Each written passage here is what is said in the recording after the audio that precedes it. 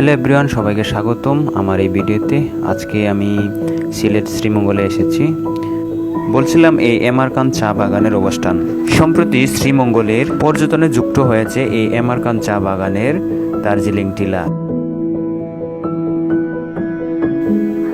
শ্রীমঙ্গল শহর থেকে প্রায় 12 কিলোমিটার দূরে এই অবস্থান। বাগানের 7 নম্বর সেকশনটি অনেকটাই ভারতের দার্জিলিংকে অবস্থিত চা বাগানের মতো। সাজানো গোজানো, প্রায় সবার কাছে পরিচিত পাচ্ছে দার্জিলিং টিলা নামে। শীতের শুরুতে এবং অস্ত্রগিমতে বাগান দেখতে বিভিন্ন জায়গা থেকে পর্যটকরা বের করে থাকে।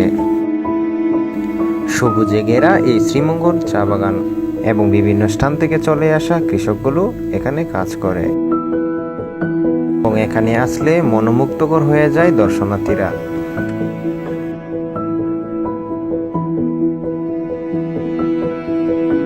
তবে পূর্বে এই সেকশনটিতে যাওয়ার জন্য যান চলাচল থাকলেও বর্তমানে বাগানের মুখ দিয়ে দর্শনার্থীরা বেশিরভাগ হেঁটেই চলাচল করে এই সেকশনে।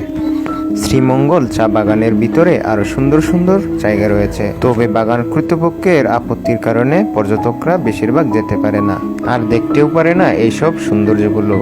এমনকি বাগানে প্রবেশ করতে অনুমতি প্রয়োজন হয়।